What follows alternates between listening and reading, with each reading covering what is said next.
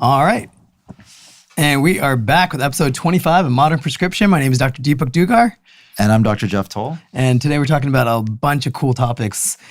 What a beautiful dream. 25. 25 episodes. I know. We're a quarter 1/4 century. Quarter century. We're literally 25% from 100 episodes. That's true. Which is our goal. We said when we started this, we're going to do at least 100. Now, I mean, we have too much demand. We're going to have to do 1,000.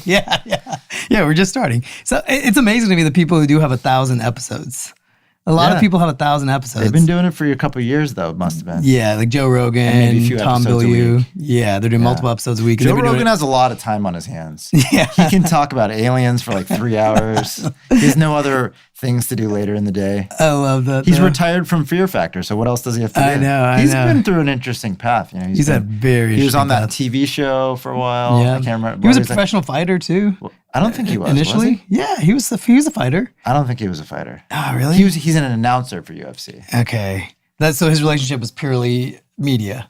He was an announcer because he was on a TV show. Then he was the host of Fear Factor. Then he was the announcer. Yeah, he had some weird gigs UFC. early on. Yeah, you're right. He was the announcer of UFC. Then I think he started training. So now he is an MMA savant kind of guy. But he's also, funny conspiracy theory, great interviewer. But I think guys like him are so interesting because when you really break it down, that's the essence of success. It's not like what you're doing today is going to define you. Like if he would have stopped at age 33 and been like, what I'm doing today is who I am. Like that's not even close to who he became. Exactly. He was probably like a out of work actor. Yeah, struggling. And now at like 55 or whatever, he's signed a $100 million contract. With Spotify. I know. Yeah, so we're close to that. So we just have to get to episode 1,000. Yeah. So welcome to episode 25. Today we're talking about anxiety. We're talking about how anxiety provokes Alzheimer's. We're talking about COVID and how it's getting so much worse. Talking a little bit about Amazon entering into the pharmaceutical business and what that's going to do, and talk a little bit about the former CEO and founder of Zappos passing away and lessons we can learn from Tony himself, the legend, and a lot of other cool stuff today. So stay tuned. We're super excited for episode 25.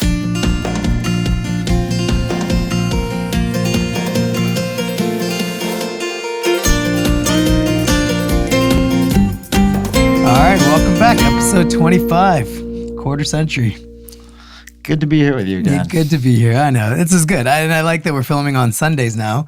A little bit less stressful for us. A little closer to when the episode drops, so a little more relevant. Yes. A little bit more. And also less stressful on Thursdays because that's when we are both struggling, managing patients, juggling work. Yep. Yeah, so this is nice. Now we're very relaxed. Yeah, it's much more toned down. The pandemic rages on, but we're very relaxed in here. Very pandemic raging on though, so it's not getting better. This is the worst numbers have ever been ever. By far, this is like orders of magnitude in terms of numbers of cases. Worse. Mm-hmm. There is a little bit of an open question as to whether the number of tests they're able to perform now is so much more than during the July peak or the March peak that it's hard. We don't know for sure how much really more cases there are. We've made a little bit of improvement in terms of therapeutics. We know how to manage these things. We know to put people on blood thinners early to prevent the blood clots. That was a big part of that was a big improvement. There are some medications when people get worse. There are close to... Is Resdemivir still like the gold standard now? I had someone on it this week who did very well. So, for example, this was a reasonably healthy guy in his 70s who was about a week into his COVID when he started to have a little bit of drop in his oxygen levels, a little bit more short of breath, not extremely sick yet. So basically, we admitted him to the hospital just to get the Remdesivir. And you can only do that in the hospital? Well, it's an IV drug. Okay, yeah. And because it's experimental, all of the patients on it it's EUA approved, it's emergency use authorized, but we have a certain protocol where when they get it, we have to test their liver enzymes daily, and you basically get it for the 5 days, and we're checking the labs and seeing like the inflammatory markers, the ferritin come down, and that's part of the study, like the full study to get it eventually fully FDA approved. And right now is the thought totally different from March. When March, everyone was hoarding steroids at home and like Z-Packs and all these random things. Is that over? Well, the Decadron still could be helpful. So when Decadron was approved initially for basically ventilated patients or patients with extremely low oxygen, I think there are a number of doctors who are, because it's relatively speaking lower risk, its risk is it's a steroid. It's going to cause some side effects such as sugars to spike, blood pressure to spike, the potential of secondary bacterial infections. So if you put someone on high-dose steroids, that lowers your immune system, which again, we're doing for COVID to prevent the cytokine storm. But by lowering the immune system, you may cause someone to get a secondary bacterial pneumonia on top of their COVID. But knowing that's a potential, as someone spikes a fever or starts having thicker, coughing, sputum, post-Decadron, you can put them on antibiotics quickly, or even put them on antibiotics when you put them on the Decadron. So I think that's a little more used. But this is all inpatient. No, Decadron is an oral drug. So we can, if someone, every case is individual. So I'm not giving any medical advice over the airwaves here. But on an individual basis, based on that person's other risk factors, you could consider putting someone on Decadron at home, which is oral. Okay, got it. I think the most important piece of equipment. But this would be doctor-based. We do not recommend people try to hoard medications. When I'm in any case like this, the number one piece of equipment a person needs at home is something called a pulse oximeter. It costs $5 to $10 on Amazon. So everyone should get this. Pulse oximeter, everyone should have. That checks two things. Number one, your blood oxygen level, which obviously during COVID is important. The second thing is your heart rate. So even if you don't know how to get a blood pressure machine, which these days are automatic too and easy, at least by knowing someone's oxygen level and heart rate, I have an idea of how well are they breathing. And then also the heart rate gives me an idea of how hard their body's working sort of in general.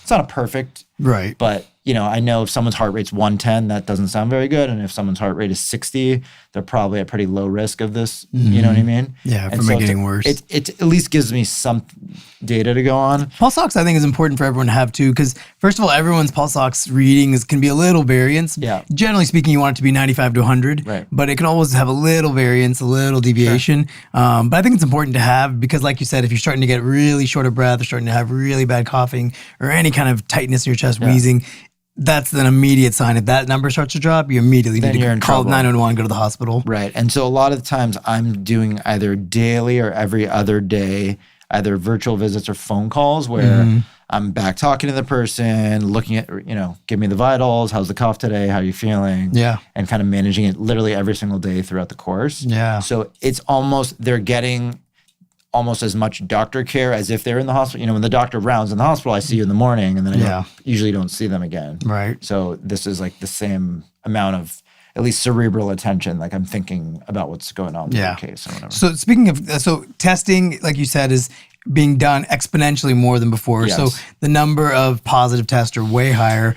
But we're also now capturing a ton of asymptomatic positives. So people who have absolutely no symptoms but are coming back with positive test results.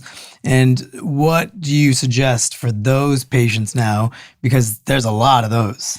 Yeah, I mean, so there's sort of three segments of this. There's truly asymptomatic. Then there's people who are potentially pre-symptomatic, which means they were exposed. Excuse me.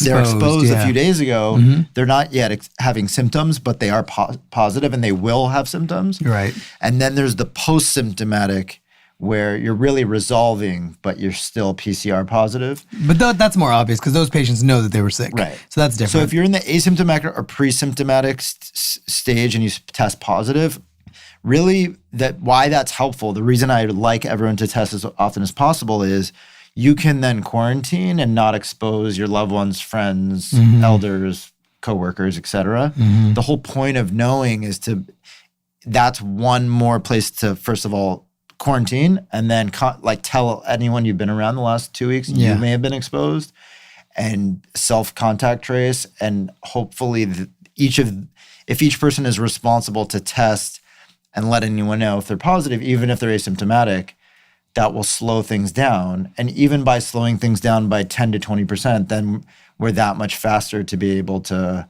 open things up again. Yeah. So general rule of thumb, if you come back asymptomatic positive, pretend you're pre-symptomatic. Yes. Instead of just saying asymptomatic, just pretend you're pre-symptomatic and you might have it and it might get worse. So spend the next 10 days at least quarantining. You do have it. So you can infect other people if you're PCR Regardless of positive. symptoms. Yeah, good point. Good point. So regardless of symptoms, you have it, 10 days minimum quarantine, Yes. at least 1 to 2 negative tests before you can release yourself to society Unless you again. know you got it from someone else who had it, a week and a half ago, and that was the only person you've seen in 2 weeks. Yes, So that's yeah. the only possible way. But even then, would you say it should be a total of 10 to 14 days without seeing anyone? But even then, wouldn't you say you still need to have a negative test before you go back to society, or no? Well, this one's a little controversial because even once you've cleared the virus, the PCR test is so sensitive, you can pick up like dead viral RNA and still test positive. So the CDC says 14 days and you're definitely clear.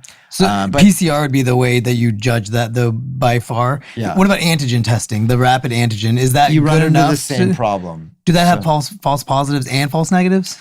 The rapid antigen does have false positives and false negatives, irrespective of where you are in the course. Got it. Okay, so that doesn't matter. So that could just be false no matter what. Well, again, the antigen test, if you have a high viral load, you're likely to be positive.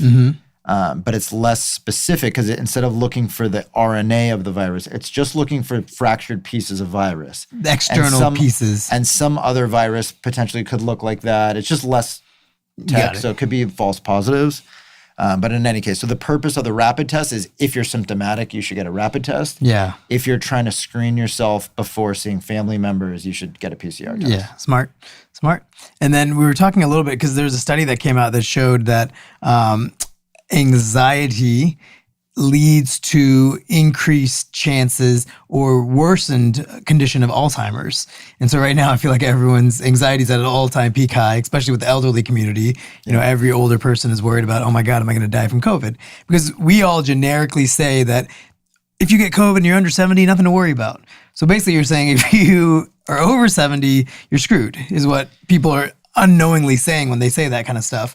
And that's not necessarily true, but it does lead to a much higher range and amount of anxiety. And I think seeing the study and showing that anxiety in an older population does lead to a higher chance of Alzheimer's is super dangerous and something that we have to all be kind of acknowledging, because I think a lot of us think about anxiety in terms of just a feeling and it's not really causing any actual physical change in our body. But it does. But it does. I think it's much more than just cognitive changes, though. To me, it's blood pressure, it's sugars. If you're stressed, for someone who's truly anxious all the time, the stress hormones are higher, the cortisol levels are higher. Yeah. Ask any diabetic if when they feel stressed, their sugars spike. And if there's someone who either has a monitor on or checks their sugars frequently, they'll tell you it's so hormone driven. Yeah. So a lot of processes in the body are very much driven. It affects your sleep, which in turn affects,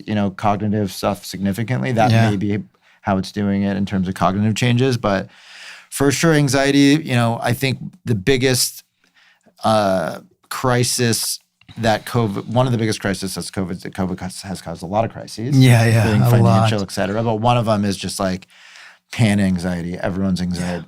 Everyone has anxiousness. No one can go do the normal things we all do to relieve anxiety. That's why we see friends. That's why we see family and go to dinner and have a glass of wine and go to the gym, and all the things we all do to relieve our anxiety and have fun are canceled now. Right. Especially depending where you live in California. And we have something more obvious to be anxious about too. So it's like a perfect storm of anxiety. It's really bad. And the one thing that's so weird in this country, I guess in the whole world, but especially in America, is that as kids, like no one ever talks to you about emotional maturity. Like it's just totally ignored. Like when you're a kid and you're having a tantrum, they tell you, hey, sit down, relax, you'll be fine. But no one teaches you tools. Like no one gives you that tool set of, hey, when you're angry or anxious, these are the steps to take in order to become more aware of that and then get out of that mind frame of mind and then make logical based decisions instead of emotionally reacting. We never talk about that. Like you go through 6th grade, 7th grade, 8th grade, 12th grade, college, grad school, med school, and then you're an adult one day and you're like, man, I'm anxious or I'm an angry person. I've never thought about that. That's a great point. Yeah, we just never teach it. Why do they not do that? I know. It's such a shame. And so, I think about it for like in the future when we have kids in our future generation, like we need to make emotional maturity a building stone and blocks for them to learn about. It can't just be like, you learn from us.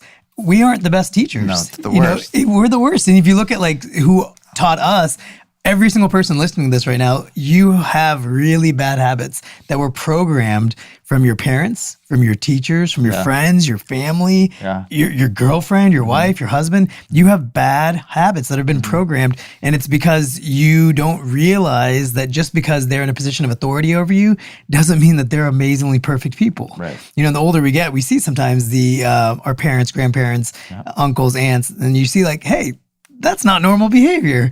But when you're younger, you don't realize it because you just think, oh, that's mom, that's dad, or that's grandfather, that's grandmother. That's just, they're always right. Right. But you get older and you can start to acknowledge certain behavioral patterns. And you're like, well, that's not totally the right way to approach that or think about it. Yep. So I think emotional unlearning is a huge part that we have to all consider. It's not just learning, it's what to unlearn, because there's so much unlearning that we all need to do. But I think secondarily, having an emotional blueprint for how to deal with anxiety and stress. And I agree. That's a great idea. yeah. And one thing that helps me a lot is awareness, like just being more aware. Like you talk a lot about meditation because that helps you a ton. For me, one thing that I do is awareness. And I was actually posted something about this on my Instagram story yesterday.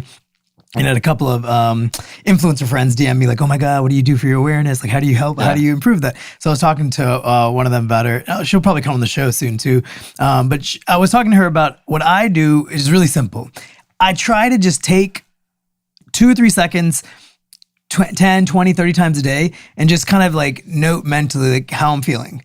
I'm feeling pretty cool right now, or I'm feeling anxious right now, or I'm feeling angry right now, or I'm feeling sad right now. And I just take a note of it, just to kind of be aware. And I do it about 20, 30 times a day. Kind of like when you're driving your car, you always just once in a while check the mileage, or you check the odometer, or you check your gas gauge, just to kind of see where your car is. So you understand, is your car empty? Is your car full? Is your car safe? So I do the same kind of thing. I just take like a quick mental note about 10, 20, 30 times a day because that constant checking gives me a pattern of my awareness so that if and when I am anxious now, or I am angry, or I am sad, when it kicks in, I go back to looking at the gauge again. So I'm looking at my car gauges and I say, oh, I'm angry right now. Okay, so right now is not a good time to make decisions.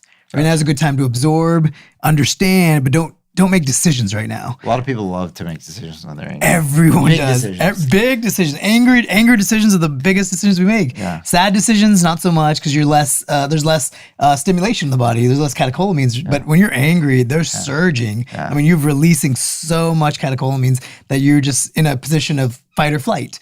And so that's the worst time to make major decisions. And yet we all do, like you said, because we're emotionally triggered, and that's the habits that we learned as a kid. And unlearning that as an adult is so important to not make emotional decisions, but make logical based, goal oriented.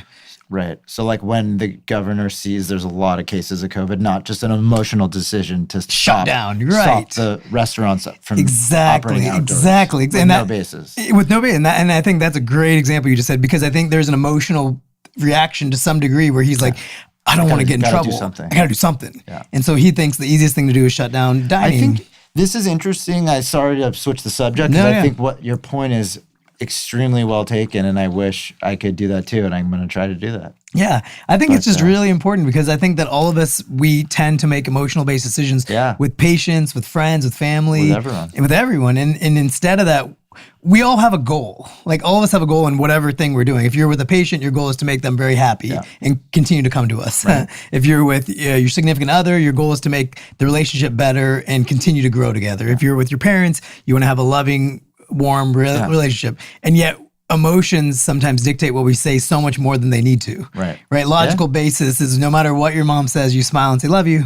Right. No matter what nonsense sometimes moms say to you. Right. You just say, love you, but that's logical thinking, but emotional thinking kicks in so often. And that's what I'm learning. But anyways, to go back full circle, the whole point is all of us as society have to figure out how to reduce anxiety a little bit because it's not just an emotional impact. It's physically causing changes. Very physically causing changes. And we're seeing that with literally increase in Alzheimer's because of anxiety. And like I said, I think if you studied it for pretty much any condition, you would find the same thing. The same thing. And you're right. With diabetes, spikes in sugars. Heart disease, people having heart attacks, strokes, spikes in the blood, Yeah, absolutely. Really everything. Yeah, and it's probably linked to, like you said, sleep as well, with the cognitive 100%. changes. Because sleep is so important. 100%. Do you dream a lot?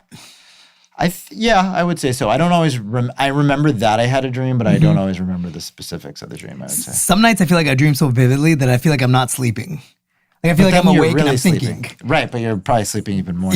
Even deeper More sleep deep. probably. Yeah. But yeah, sometimes I wake up and I'm like, dude, did I even sleep? Because I Yeah. had so many like weird, vivid dreams. Yeah. But yeah, I guess you're right. Yeah, the deeper the sleep, the better the dream. Yeah. So I wanna pull back and go back to talking about what's going on with COVID in terms of shutting down. Yeah. And then yeah, absolutely. how the government, we were just giving the example of they're trying to take responsibility and what are they going to do, and then also talk about what companies are doing and are they responsible for huge. when their workers potentially are exposed or not. Because I think here in California and across the country, probably worse on the East Coast in the next few months. Yes. It's not only that people going to the store or the restaurant could potentially contract COVID, but also the workers, let's say in a factory, in a warehouse or whatever. A clothing store, a medical office. Right. So a recording studio. So if someone, so I see patients. So if I had a patient come in with COVID and my nurse got it, am I, as an employer, am I responsible for that? And should we be or should we not be? Right. So the reason that's such a good discussion, so the reason the second stimulus, one of the reasons it never passed is because there's a huge divide between the Republicans and Democrats on this topic. The Democrats wanted to push that employers should be responsible for employee-related COVID illnesses. And Republicans wanted to push that there should be a protection for employers against COVID-related illness, because their argument is, listen, you can get COVID anywhere. How is it their fault? Right. And you brought up a great example that if the government themselves can't protect their employees from getting COVID and have super spreader events at the lawn of the White House, how is a small mom and pop shop or a factory or that is following all the regulations? Right. I'm not talking about people or companies that are irresponsible, don't require masks, or force sick employees to come to work. That's different. Those people are jerks and deserve to get punished. Yes. If you have an employee that has COVID and you tell them you have to come and they get other people sick, you're a jerk. You're responsible. Yeah, you're a jerk. You're responsible. You deserve to be punished. Are given the rules, which is like, the tables have to be X distance apart. They have to be outdoors, and you follow everything. I don't see how you could blame the employer, business or the employer. There's just the world can't function, and the insurance you would have to carry to cover that, you couldn't. I don't think it's realistic. Yeah. And I think for small employers like us, like we have small businesses, small business meaning under 100 employees, for us it's different because I think that, if someone gets sick, we have operational workflows, we'd figure it out. Yeah. But, think about a company like, a warehouse that has 5,000 employees and, 10 people contract COVID and now they have to shut down the whole thing for 3 weeks. Yeah. I mean, that's devastating. That could literally disrupt their entire ability to function for the next 6 to 12 months. I think because I advise some of these places and test some of these places, for the most part, if you're in a place like a factory, let's say where workers are close to each other, it's actually financially beneficial to wait for that quarantine period, actually then to continue to operate, even if you just think about it by pure finances. Yeah, of course. Because if everyone gets sick, you're shut even longer. Yeah, of course. So it behooves them financially actually to close down for a while and test everyone. Yeah, and test everyone, et cetera. Of course. I mean, the idea that a store would have if a person walks into your clothing store and that person has COVID and gives it to your employee, that's how are you you make your employee wear a mask. Right. How is Old Navy responsible? You make the people who come to the store wear masks. Right. You do everything right. Or if the employee got it at a Christmas party and then shows up to work and gives it to someone else at work. How is that you as the employer's fault? So I agree with that. I don't think employers should be held responsible if they're following guidelines. Right. Like, for example, in March, there's a lawsuit that's right now on the news that Publix, the grocery store, had an employee who was known symptomatic March 26th and 27th or 27th, 28th in March when it was like really early on. And Publix refused to let the employee wear a mask because they said it would scare the customers. And then the employee gave it to another employee, and that employee ended up dying. Oh, wow. And so that's a different story. Fault. Yeah, that's their fault. That's public's fault. So They we're not shouldn't have let unreasonable. them work. Yeah, they should not. No, as soon as they're sick, go home, stay away from us, and then make sure get well, be better, and come back when you're ready. You know. So yeah, I agree. I think we're both very logical on this. It's very follow tough. the rules. If you don't follow the rules, it's your fault. But if you're following the rules, I mean, it's a pandemic. You can't put it to if the government can't control anything. Right. How do you expect these? Yeah, any business impossible. to. Yeah, no business is bigger than the U.S. government. Right. That's the biggest business in the world. Right. In the entire universe, the U.S. government. Except for maybe Amazon. Especially, especially as they get into the pharmacy business. Yeah, well, this is a good pivot. I'm glad you did that. So I like that. A good pivot. So Amazon, pharmacy business now. Yeah. That's going to be crazy revolutionary. Amazon is better than every other company at everything. And Yeah. so they are better at everything. Yeah. They get you your products faster and cheaper. And even, most other stores who sell their products on Amazon will get there faster if you order it through Amazon than if you ordered it through the real company. Right. And so I think pharmacy, you could see where instead of sending your prescription to, let's say, CVS, and then, oh, God forbid you send it to the wrong one, and then you call CVS and you say, hey, can you switch my prescription to the other one? No, and it's like the biggest pain in the world. Yeah. Imagine as a doctor, you could send the prescription to Amazon, and then the customer could download it when they want and say, deliver it at this time. Right. And it would be a great workflow there. Yeah. And I'm sure Amazon would figure out how to, things the other pharmacies don't do that I'm sure Amazon could figure out better is one of the big problems in America and Western medicine and in general, but in America, is the lack of transparency between medical records. And so I don't know if my patient's seeing another doctor, I don't always know what other prescriptions they're getting. Mm-hmm. And so I know what I'm prescribing them. And there's something called a cures report where I can look up if they're on any schedule 1 or 2, like if they're on any opiates and stuff like that, or Xanax or Ambien or whatever. I can look up all those, but if they're on some heart medication that they forgot to tell me about, I could potentially order something else that's dangerous. Right. Good point. Very good point. Yeah. CVS does not have any technological way to show me what prescriptions actively they have. Right. Yeah. And I would imagine Amazon probably does. Yeah, which would be, so you're saying Amazon should, which CVS doesn't do, have a option where you as a provider, before you prescribe something, can see all the medications the patient currently has actively prescribed. I think that would be super helpful. Yeah, I think that's very smart. I think Amazon will be better at it than anyone else. The question with Amazon is is Amazon generally speaking a net positive or net negative for society? Because all small businesses hate Amazon, right? They think Amazon's squelching them. Right. No one can compete, right? Yeah, because Amazon makes the Amazon Basics version of whatever you make. Whatever you put on their store, they will have the basic version immediately. Yeah. And so the same thing will happen with generics. Watch every single generic medication. There's going to be a new Amazon generic medication that's going to be cheaper. Amazon Tylenol sounds pretty Amazon good. Tylenol is going to come out, and all the generic Tylenol companies are going to be washed out. Yeah. And so the question is Amazon in the big picture a net positive or net negative in life for humanity? Because it's making a better life for billions of people, but it is destroying millions of businesses. Well, this is kind of like, macro and micro. This is like an economics conversation, but sort of what we were doing, what the US was doing, for example, like in the 90s was we decided our goal sort of was to make products cheaper. And the way to do that was to open up and allow manufacturing to happen in China and overseas and Thailand and all these places, and products were cheaper. Yeah. If you allow that.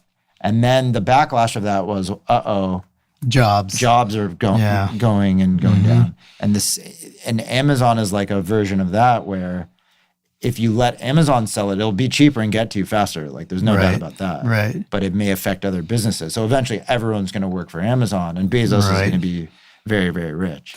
Well, But I don't know if that'll ever change. Yeah. but yeah, I mean, you could see them having doctors. Why can't the doctor visits be on Amazon? Right. Why can't all virtual visits be on the Amazon doctor I mean, store? they could buy. I mean, they're wealthy enough to really buy Everyone. anything and everything. Yeah. So. Well, it's interesting because Amazon, Jeff Bezos is obviously a huge fan and student of the founder of Zappos, Right. Tony, who Yep. just passed away this past weekend. Rest in peace. He was one of the most visionary people by all demands. Like, you ask anyone in the tech entrepreneurial world, everyone worships this guy. Because they were one of the first like congregator of Customer-driven excellence, only cared about the customer experience. Zappos' entire thing was free shipping, free returns, Right. and unlimited returns and unlimited shipping. You could order 10 pairs of shoes, return all 10 pairs, and it doesn't cost you a single penny. and he was. It's my understanding. You know, I don't know that much about him personally, but at least of the company, it was one of the first kind of like aggregator of other people's products on a platform where he was selling tons of other shoes. So Yeah. he was. There were no Zappos shoes, as far as I know, right? It was No, just there was other no brands. Zappos. Yeah, other brands. So he was basically selling. He was a place to. He was getting the business and selling other people's products and Yes. taking a cut. He was the which is Amazon of just shoes. Right, exactly. Right. And Well- when Amazon used to be books. Right. And, Right. and this is where Jeff Bezos got a lot of inspiration, and he Right. openly says it, that, and this is what Tony himself said, the founder of Zappos. He says that Zappos was a customer service company. We just happen to sell shoes. Right. Which is the same as Amazon. It just happens to sell everything. It just happens to sell everything, but they're a customer service company They are. first. Because when you require, and I think in some ways Uber, Nordstrom, Amazon, Zappos, these all have the same kind of customer-driven, customer-focused concepts. Like Uber, have you ever requested a refund on Uber? You get it Yes. immediately. You get it immediately. Within 5 seconds, they give you the refund. They don't even question it. And then they figure it out later, Right. but they just give it to you. Right. And same thing at Nordstrom. If you take a belt from Nordstrom that you bought at, JCPenney, they'll probably take it, They're the best customer service in the world. And even with, I see the same thing with Amazon, of course. Amazon's so easy to return But things. isn't Amazon also putting the Nordstroms out of business? The only reason places like Nordstrom stay is because Amazon to doesn't try it have the on. elite business. So Amazon doesn't have like Gucci Yeah. and Louis Vuitton. And also, you can't try. Like, it's if someone wants to go try it on. Yeah, that customer feeling is. Yeah, but I think they are putting the J.C. Penney's and the lower scale because you don't need to go there anymore. Target pivoted But well. CVS and Rite Aid have the worst customer service on earth. It's impossible in general. Yeah, and I think You can't that's find where someone to help you. Right. You can't if you call the pharmacy, you're on hold for an hour and a half. absolutely as a doctor, can't- it's terrible. It's the worst. And as a patient, it's even worse. If someone asked me to call in a prescription, I'm on the phone for 30 know, minutes I for know. the pharmacist know. assistant to pick up. Oh, the pharmacist is out Yes, I of know. the pharmacy right now, so I can't take a prescription. Right. Yeah. What? Yeah. It's the middle of a workday. Yeah. And then if you leave a message for the pharmacy, by default, they're going to call you back with at least 3-4 questions, things like that. So it's a nightmare. terrible. And that's where the whole mission of Zappos and Tony was that if you can disrupt any industry in the world as long as you provide better customer service than your competitors. That's it. It's that simple. And that's where I think Amazon Pharmacy is going to destroy CVS, Walgreens, is because they're going to just have better customer service. They're just better. They're just better. Yeah. So They're gonna- net negative, net positive. I don't know. I think it's I use Amazon a lot, and I find it to be. I'm busy. I don't have time to go shopping or. They made that whatever. one-click ordering thing It's so so genius. easy. It's so And it easy. shows up on your doorstep the next I know, day. I know. I have a new puppy, and I was not prepared. And every day I realized, there's one more thing. Yeah. I needed another gate to Yeah. block that side because he figured out how to get out. Boom. Next day it's there. Yeah. Then, I don't like that when I put him on the balcony, he's peeing straight on the concrete. Yeah. Let's get some fake grass out there. Yeah. Boom. Next day it's there. It's great. true. So I think for the pharmacy industry, it will make a huge impact. But I do think that generic drug makers are in big trouble because Could be. Amazon's going to take over that Could be. entire realm. But I think the elderly population, to get back to serious for 1 second, is very at risk for these like polypharmacy, wrong prescription. Yeah. They forget what drug. I have a guy, I won't say his name, one of my favorite patients, the sweetest guy. He's like 94, 95. I hope he's one listening. of these guys that'll never ever allow someone to live or help him or have a caregiver. Yeah. Like he's at home for yeah. Anyway, he will forget. He'll come into the office to discuss a medication he forgot, whether he's supposed to be taking or not. We'll have the conversation, and then he'll call the next day asking, hey, what did we say again? Am I supposed to be on this or not? And we'll write it down. He can't find the paper we wrote it. Anyway, but these guys, like, so if Amazon was sending it, especially if they could figure out like a prepared pack. Yeah. Like with the week's med, which I'm sure they'll figure out. Right. They're all like laid out Monday at this time and this time, and they're going to figure it. That's true. That's actually a great point, because I think you're right. I think they'll do more than just deliver the medications. It'll be better. It'll be a systematic approach to it. It'll be better. Like they always do. Yeah, it'll be better. Yeah. Well, God bless Tony, founder of Zappos, who's just an amazing visionary, who is probably, honestly, one of the biggest reasons Amazon is so customer centric. So I think we have to give him a lot of credit. He may have thought of like that whole platform of, that whole platform thing. And, all right. And now comes that special time where I get to ask you our beauty tip of the week. Yes, I love it. My favorite part. So a lot of my friends who I'm very jealous of, because I don't think I'm going to be able to get away, have talked to me about this holiday potentially trying to get somewhere warm. Yeah. Get in a swimsuit, bikini, get in the ocean somewhere. Sounds great. Wouldn't know, but sounds great. So for those people, any beauty tips, advice pre-beach vacation? Yeah, great question. I think what I saw today online, I saw Bella Hadid. She posted a woman doing a lymphatic massage of her face. And she also said that that's the only person who's ever touched her face, that she's never had any work done. And she was getting a lymphatic massage on her face. And I guess I want to talk a little bit about these lymphatic massages that people claim are miracle workers. So I see a lot of influencers posting about this, especially body massaging, like very popular in Brazil. And lymphatic massage and what kind of that is. So lymphatic massaging basically is helping the flow and circulation of your lymphatic drainage system. We have these little things called lymph nodes throughout your entire body, and they drain water system, waste products throughout your entire body. Yeah. And so, in the head and neck, you have about like 350 lymph nodes in your neck region, and they're all throughout your entire body. And so as part of cancer surgery, these are also where cancer can sometimes spread to. And so as a cancer surgeon, you end up taking out lymph nodes, and lymph nodes are a big part of your cancer dissection.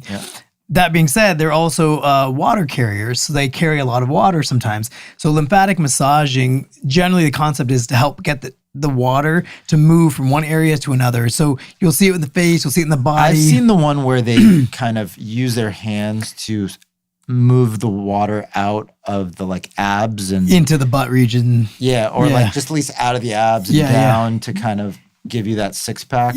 Contoured look right before you get on the beach. And I think that's the best use for it. I think it's very I would temporary. Need a lot of lymphatic drainage to have a six pack. There's not enough for me.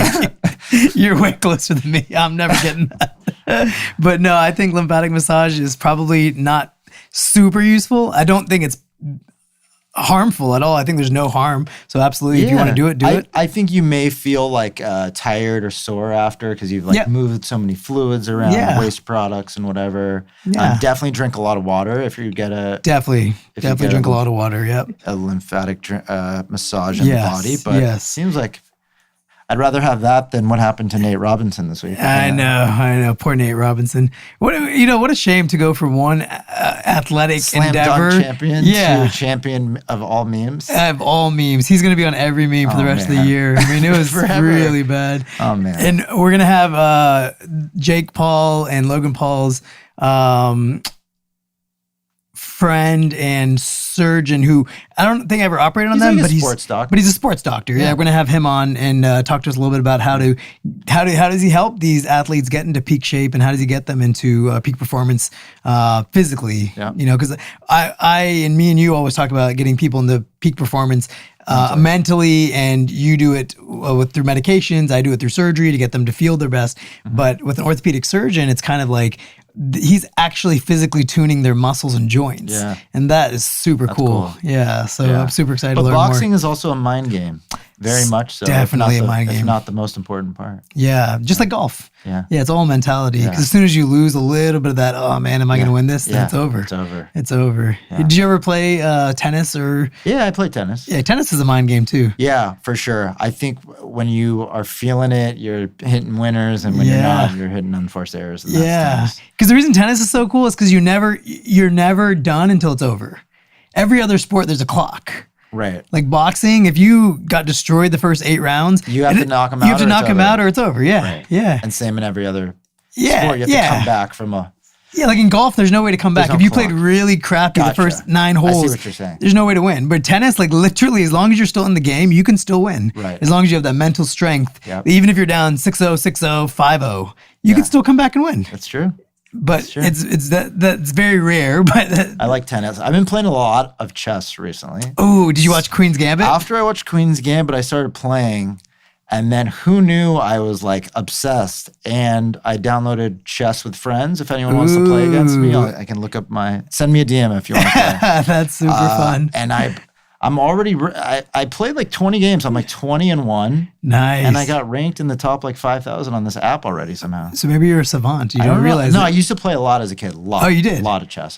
So it's programmed in you. Yeah. It's already programmed. I would say ages like 12 to 15, I played pretty much every day. That's so funny you say that because after I finished watching Queen's Gambit, I also downloaded a chess app and I've been playing. We're playing. Yes, let's play. Okay, we need everyone to write in the comments this week who you think is going to win. This is going to be an epic duel. Oh, that's actually great. Let's play chess. We got to play. And we'll play by next week so we can post the results. Yep. All right. Well, thanks for listening, guys. Great episode. Stay tuned for episode 26. We have a lot of cool guests coming up, and we're going to talk about a lot of ways to maintain your health, wellness, and longevity with your life and your careers. And we look forward to it. Thanks for listening.